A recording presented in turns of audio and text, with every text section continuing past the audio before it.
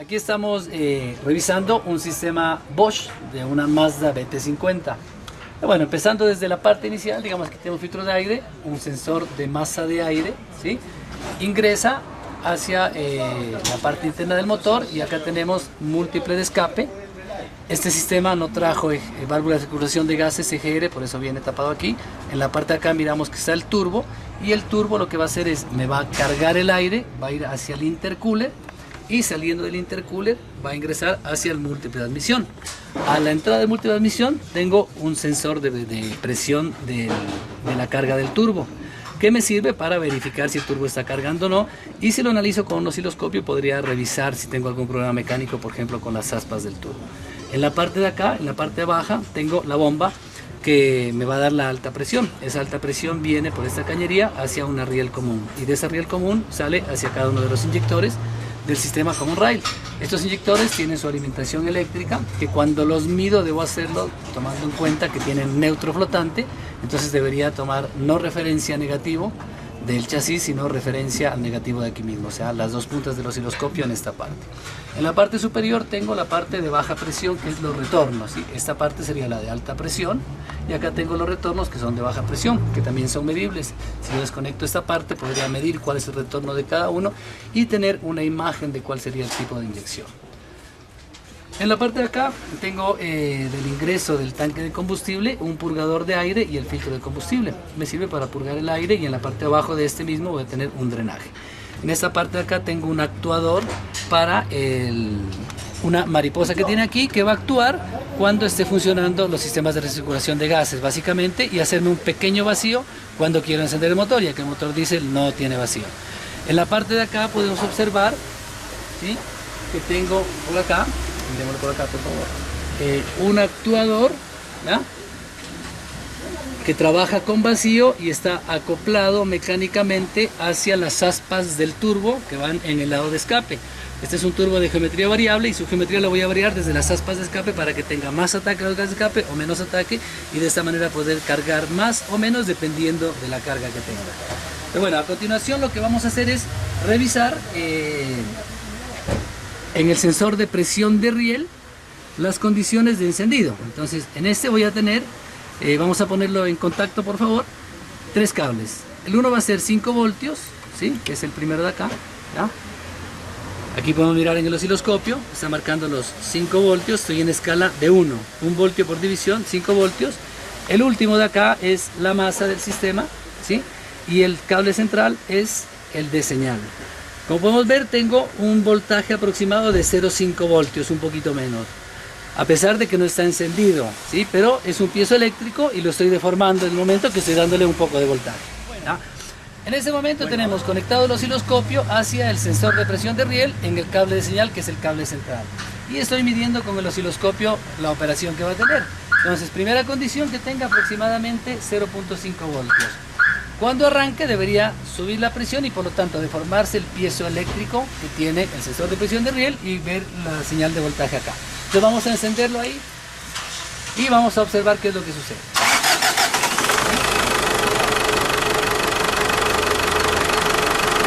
Ahí apagó.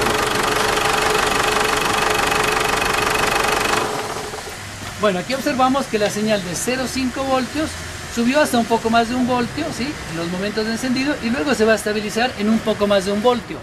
Por lo tanto, la condición inicial de encendido va a ser tener 0,5 voltios, y cuando arranco superar el voltio. Cuando supera 1 voltio, esto también va a variarme dependiendo de la carga. Entonces vamos a encenderlo nuevamente, por favor, y vamos a acelerarlo. Tengo la subida y luego el voltaje se me empieza a estabilizar. ¿Ya? Ahorita bajé la escala para verla un poco mejor y estoy en la escala de 0,5. Así que tendría 0,5, 1 y más o menos 1,4 voltios. Voy a bajarle un poco la escala.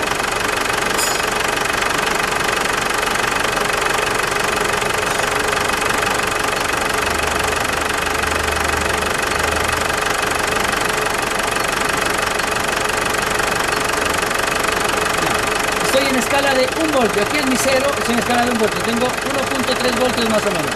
Pues ahí vamos a acelerar. Otra vez.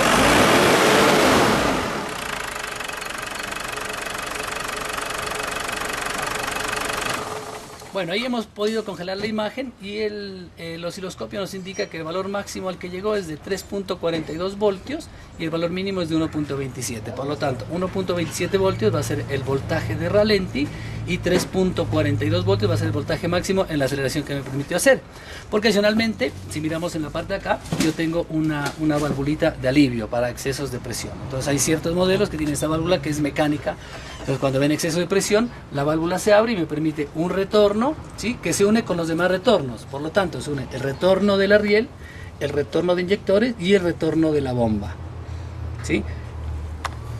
Analizamos nuevamente esto, entonces vemos que cuando acelero el voltaje me sube. Aquí tuve una aceleración un poquito mayor y el voltaje me subió un poquito más, ¿sí? Entonces podríamos hablar que un valor máximo que podría tener del valor de voltaje de este debería ser alrededor de 4.5 voltios, siempre y cuando yo no tuviera una válvula de alivio. Por lo tanto, ahí puedo determinar si realmente la bomba está entregándome la presión deseada o no.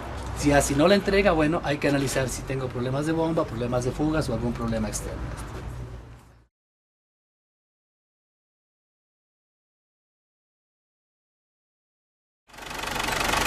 Bueno, ahora vamos a ingresar por medio del escáner a la línea de datos para revisar lo que revisamos anteriormente con el osciloscopio. Hay opciones con el escáner de graficar.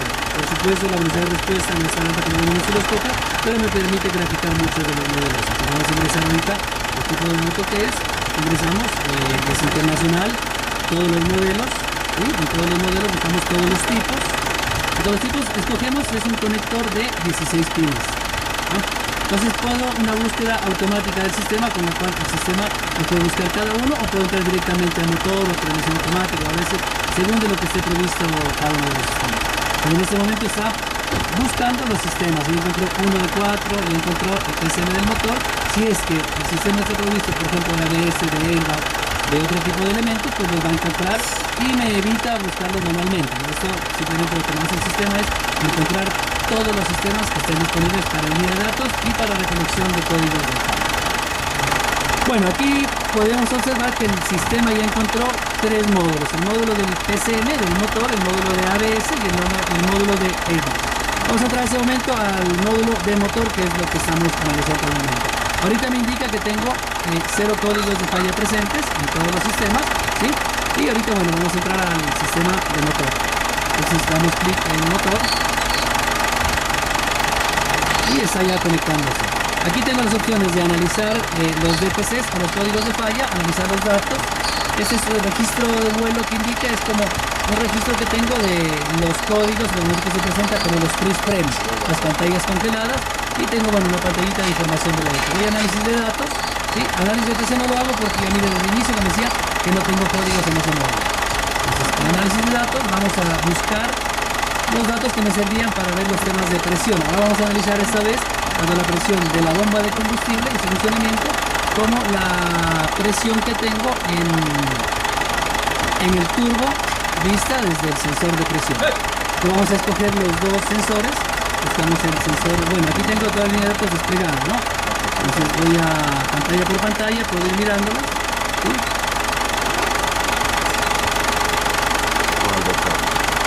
O puedo mirarla detalladamente donde me indica una por una con su mínimo y máximo, o puedo también eliminar la función de mínimo y máximo y me aparece el valor actual de cada uno. Es importante analizar la función de mínimo y máximo porque me va a indicar, en ocasiones no puedo mirar cualquier valor máximo que llegó y me serviría para eso. Entonces vamos aquí ahora sí a escoger los valores que buscábamos, que era el de presión de riel de combustible y el de presión absoluta. Presión de admisión, que sería el 1. Presión de admisión, y ahora pongo el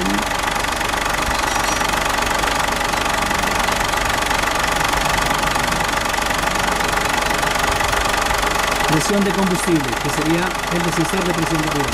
Entonces vamos a ver los dos, ¿sí? Y pongamos RPM. Ok, entonces ya tengo cogido los 3, selecciono y ya tengo los valores. Ahora voy a graficarlos. Perfecto, ahí tengo la graficación. Entonces tengo la presión de admisión que está dándome en kilopascales, ¿ya? Es la primera de arriba, que es la que me indica la presión de la carga del turbo. Luego tengo las RPM del motor y tengo en la parte de abajo la presión de riel de combustible. Entonces ahora podemos poner una autoescala, ¿no? Y en la autoescala pues me fija la escala que más le convenga al sistema para funcionar. Ahora vamos a acelerarlo, por favor. Y vamos a mirar lo que sucede. Vamos a dar unas 2 aceleraciones.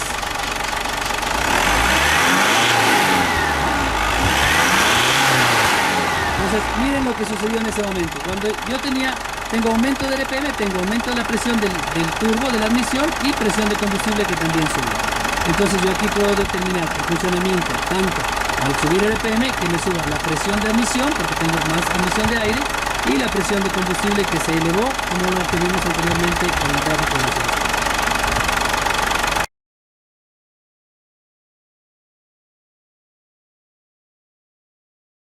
Bueno, ahora vamos a hacer una función que tiene el escáner, que es para congelar los datos y para hacer ciertas anotaciones que pueden servir a futuro. Entonces ahora vamos a hacer las aceleraciones nuevamente. ¿Ya? Entonces miro cómo suben los parámetros que tenía seleccionados. ¿Ya? Y bueno, aquí empiezan nuevamente a decaer y puedo congelarlos. En ese momento los congelo y yo podría, por ejemplo, ¿sí? Por ejemplo, escojo color amarillo para esta parte de aquí y escojo color verde para esto de acá. Entonces, por ejemplo, en este le pongo aquí, esto es la desaceleración, ¿ya? En este desaceleración, ¿ya? Y por ejemplo en este aquí, aquí en esta parte de aquí, que sea la aceleración. ¿Ok? Entonces le puedo tomar una foto y lo puedo guardar. ¿Ok? Y ya quedó guardado en la memoria interna del escáner y lo puedo pasar a mi PC para analizarlo posteriormente. Entonces, una función muy útil porque cuando tengo autos que estén en buen estado puedo grabar cuáles son sus funciones y cómo están funcionando correctamente para compararlas con las de los problemas. Esas barras que mira aquí, bueno, son unas pequeñas variaciones que tengo simplemente en el sistema de presión cuando está funcionando.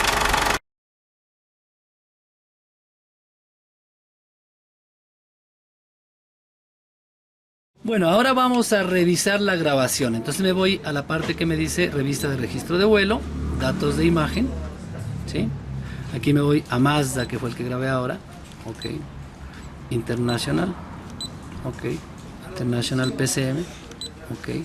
Y aquí tengo la pantalla de datos que había grabado anteriormente, ¿no? Entonces, como les decía, nos puede servir para hacer las comparaciones o tomar las mediciones que yo quiera y poner los comentarios que me parezcan pertinentes.